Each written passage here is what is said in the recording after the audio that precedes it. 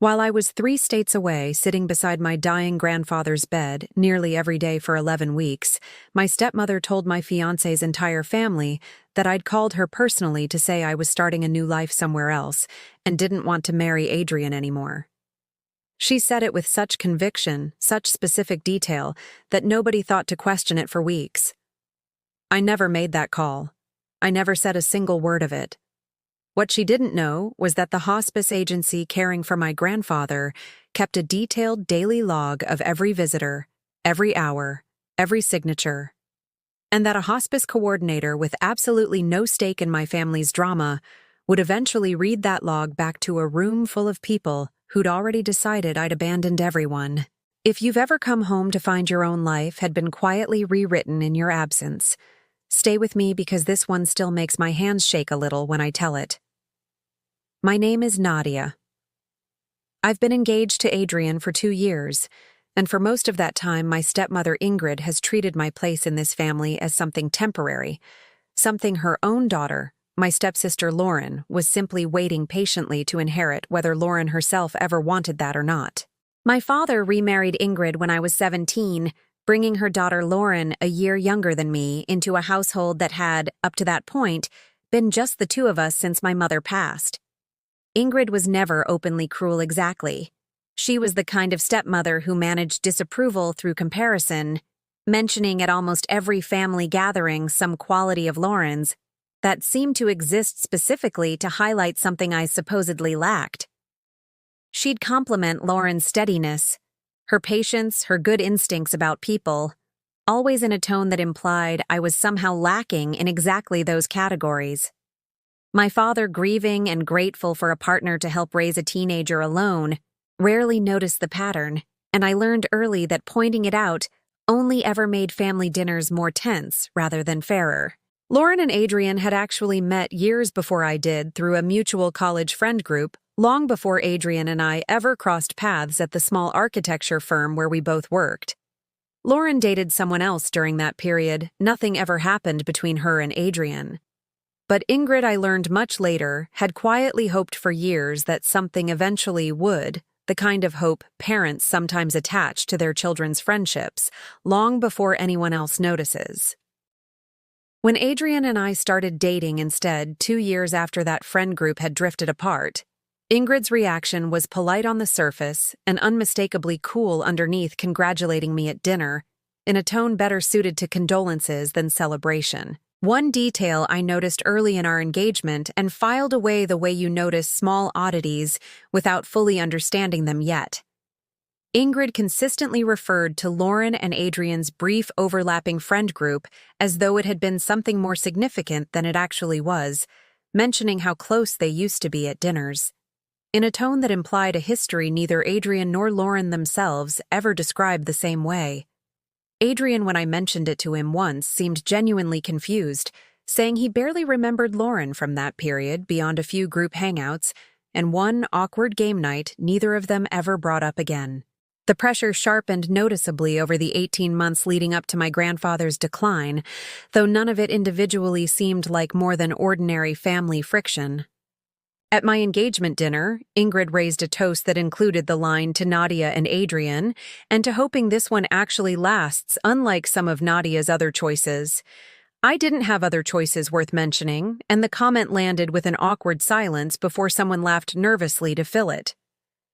Adrian squeezed my hand under the table, an unspoken apology for something his future mother-in-law clearly wasn't going to offer directly. A few guests laughed awkwardly, unsure whether it was meant as a joke, and my father, 3 glasses of wine in, didn't seem to register the comment at all. 6 months later, at a family barbecue, Ingrid mentioned to Adrian's mother within earshot that Lauren had always had such good instincts about people she probably would have seen certain things sooner than Nadia does. Adrian's mother laughed it off politely, unsure what to make of the comment. I understood it clearly enough, filing it away with everything else Ingrid had said over the years that sounded almost like a compliment to someone else and almost like an insult to me. I remember standing near the grill that afternoon holding a paper plate, deciding for the 100th time that confronting it directly wasn't worth the family blow-up it would inevitably cause. A few weeks after that barbecue at a smaller family lunch, Ingrid asked Adrian in front of everyone whether he remembered that summer with the old friend group, glancing meaningfully at Lauren while she said it.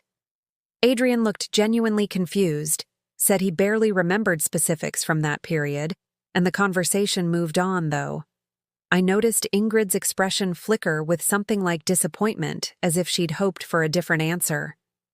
A few months after that, Lauren herself, to her credit, pulled me aside at a family lunch and said quietly, "My mom keeps bringing up me and Adrian like it was ever a real thing. It wasn't. I don't know why she won't drop it. I believed her, and I still do." Lauren never once in all of this actively pursued anything with Adrian himself, a distinction that would matter enormously later. She looked genuinely uncomfortable saying it, glancing toward the kitchen where Ingrid was refilling drinks as if worried she'd be overheard even confessing her own disinterest. 3 months before my grandfather's decline, Ingrid asked me at a Sunday dinner how Adrian's family felt about the wedding venue. We'd chosen a seemingly innocent question that I answered without noticing. She was cataloging details about our planning timeline with unusual specificity, asking follow-up questions about deposit deadlines and guest list finalization dates that seemed, in hindsight, oddly precise for casual dinner conversation. At the time, I assumed she was simply excited the way stepmothers sometimes overcompensate with enthusiasm for events they don't feel entirely warm toward. 6 weeks before I left to care for my grandfather, my father mentioned his father's declining health, and I immediately began arranging time off work to help. Ingrid, hearing the news, offered to keep everyone updated on my behalf while I was away since cell service near my grandfather's rural home was notoriously unreliable. "You focus on him," she said, hand on my shoulder in a rare gesture of warmth. "I'll make sure Adrian's family knows what's happening, so you don't have to worry about managing 2 things at once." I thanked her, genuinely grateful at the time for one less logistical thing to manage during an already difficult stretch, having no idea what that offer would eventually be used to construct. If someone in your family had volunteered to keep everyone updated while you were somewhere hard to reach, would you have trusted that arrangement the way I did, or insisted on handling your own communication no matter how inconvenient? Tell me honestly in the comments, because I still think about how reasonable that offer sounded in the moment, and how completely it turned into the exact mechanism of everything that followed. I spent 11 weeks at my grandfather's rural farmhouse, the kind of location where cell service came and went, depending on weather and which room you stood in. Exactly the arrangement that had made Ingrid's offer to relay updates seem reasonable rather than suspicious. Every day, a hospice nurse or aide visited to help manage his care, and every visit without exception required signing in and out on a clipboard the agency kept by the front door, a mundane administrative habit I noticed, but never once imagined would matter beyond insurance paperwork.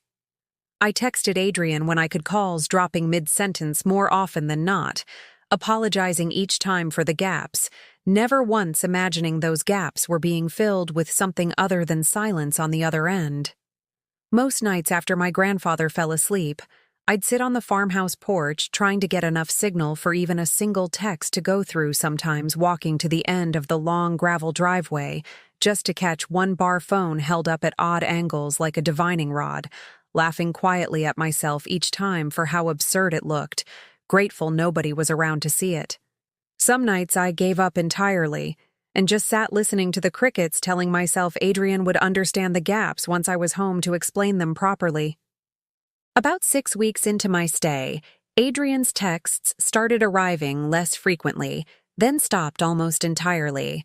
I assumed, given the unreliable service on both ends, that we were simply missing each other's messages in the noise, the same way conversations had been dropping and restarting for weeks, already telling myself it was just bad luck rather than something worth panicking over. I didn't fully register how strange the silence was until my grandfather passed, and I finally returned home expecting Adrian to meet me at the airport the way we'd planned months earlier, back when the trip still had a defined end date and a happy reunion attached to it, a moment I'd actually looked forward to during some of the harder nights at the farmhouse. He wasn't there. Nobody was there.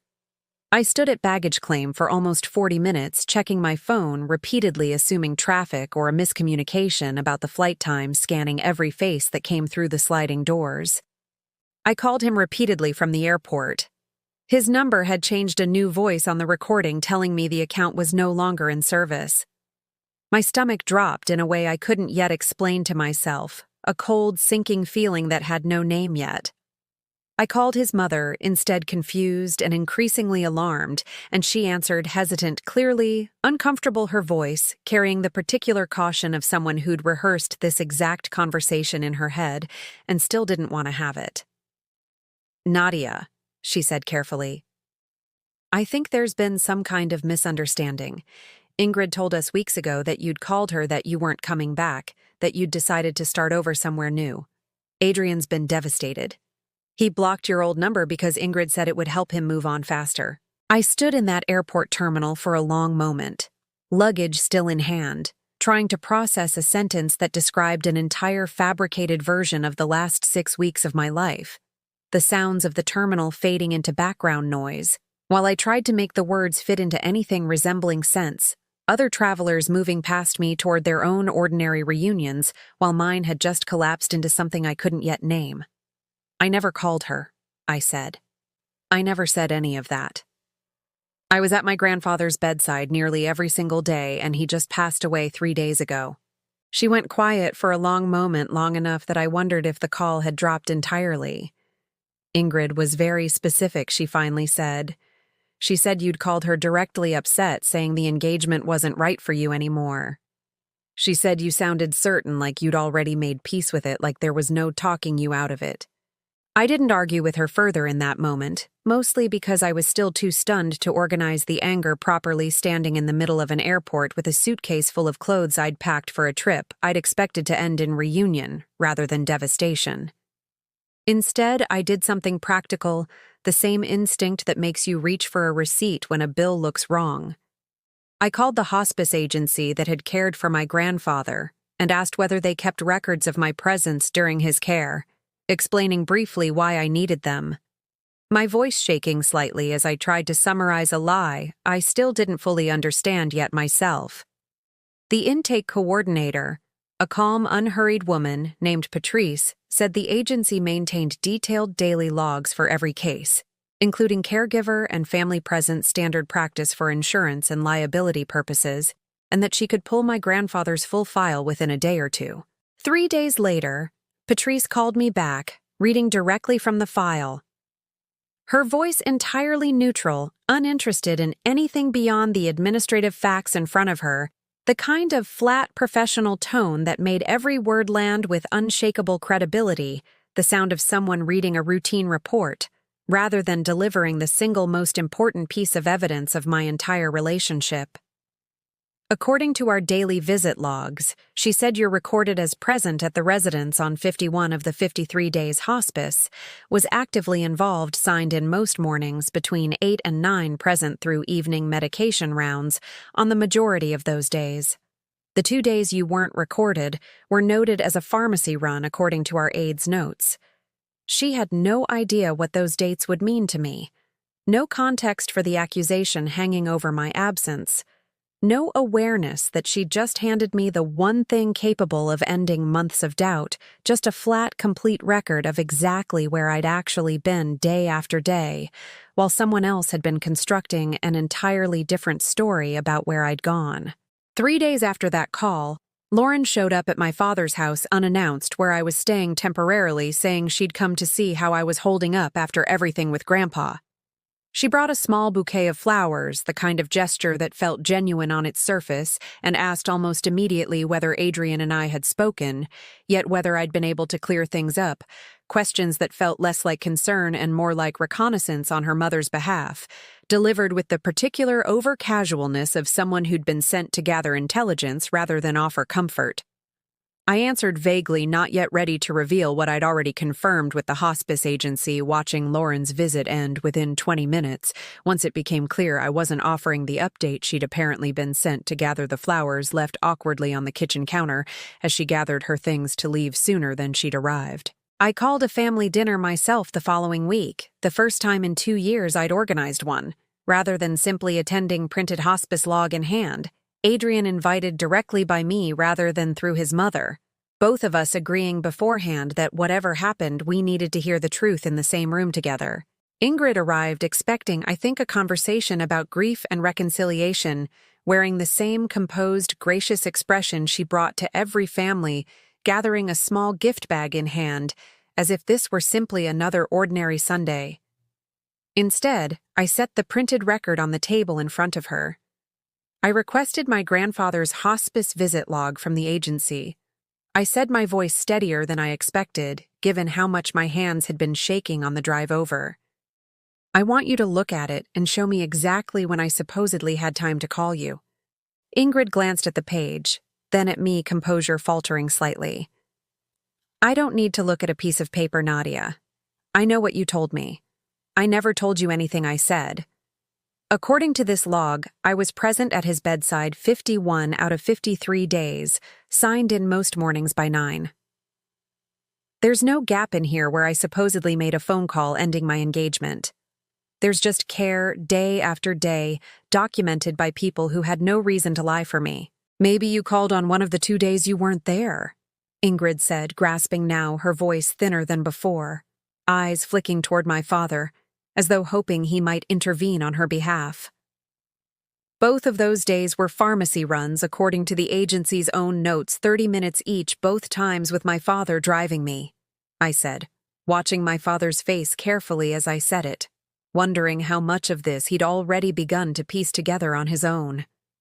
There was no window in 53 days where I called you sobbing about ending my engagement.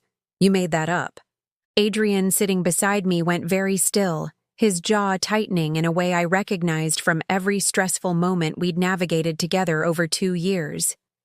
My mom told me you called her directly, he said, looking at Ingrid now instead of me, something hardening in his expression I'd never seen directed at his own aunt before, a look I imagine had been building quietly since the moment Patrice's confirmation reached him earlier that week.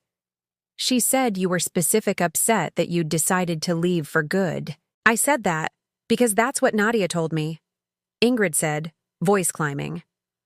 I wouldn't invent something like that. You would? Lauren said quietly from across the table, surprising everyone, including visibly her own mother, her voice steadier than I expected, given how pale she'd gone the moment the conversation started. Mom, I heard you on the phone with Adrian's mom in April. You weren't relaying a message, you were making one up.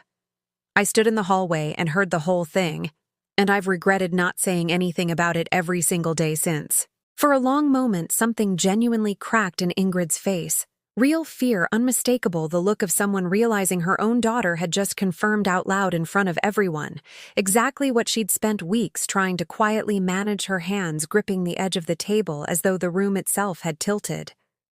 I only wanted to protect this family from more upheaval, she said, voice shaking.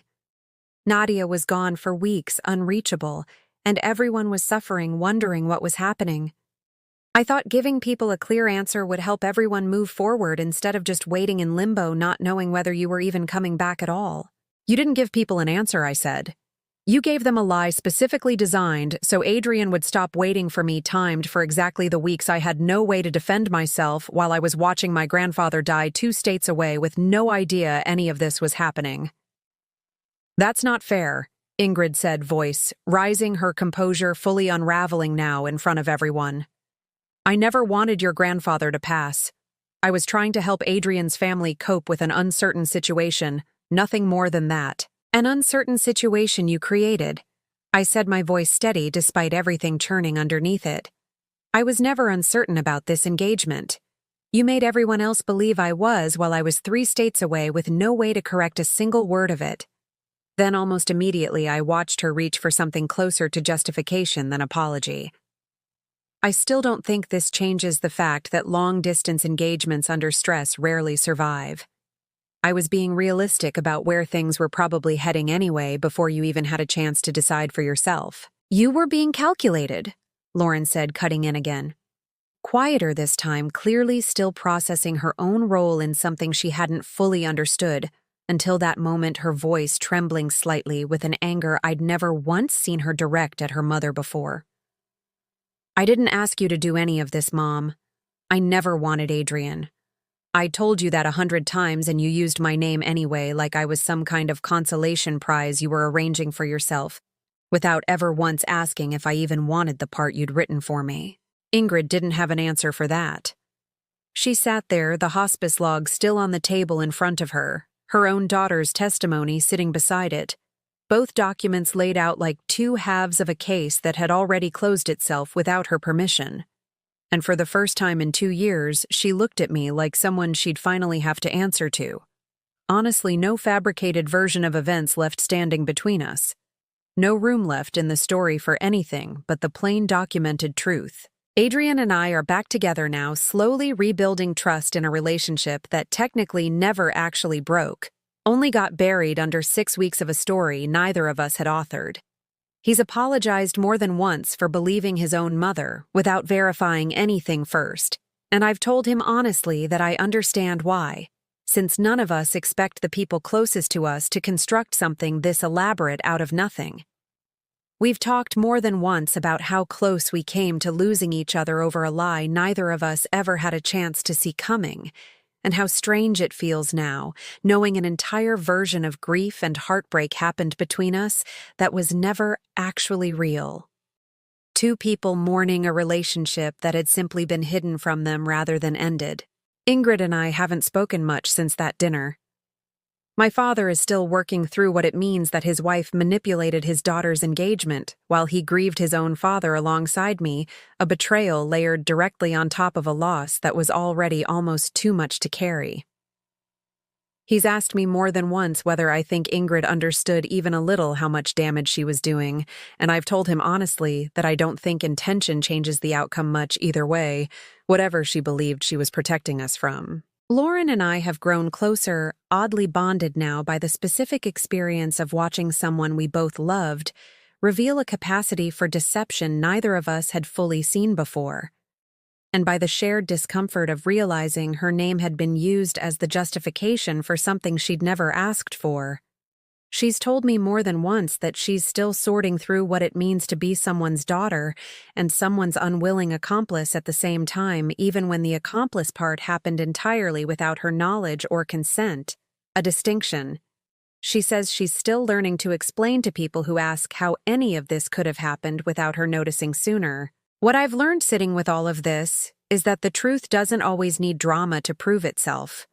Sometimes it just needs a clipboard by a front door, signed morning after morning by someone with no stake in anyone's story, quietly recording exactly where I actually was while someone else decided where I'd supposedly gone. I think about Patrice sometimes, the coordinator who read that log back to me with such flat, unremarkable professionalism, having no idea that her routine paperwork was about to become the single most important document of my entire relationship. More powerful in its plainness than any argument I could have made on my own behalf.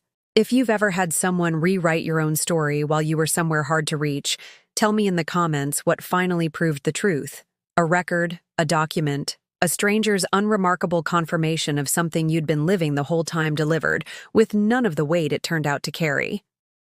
If this story hit home, share it with someone who's ever had their absence turned into someone else's opportunity, and subscribe, because there's another story like this one waiting for you next week.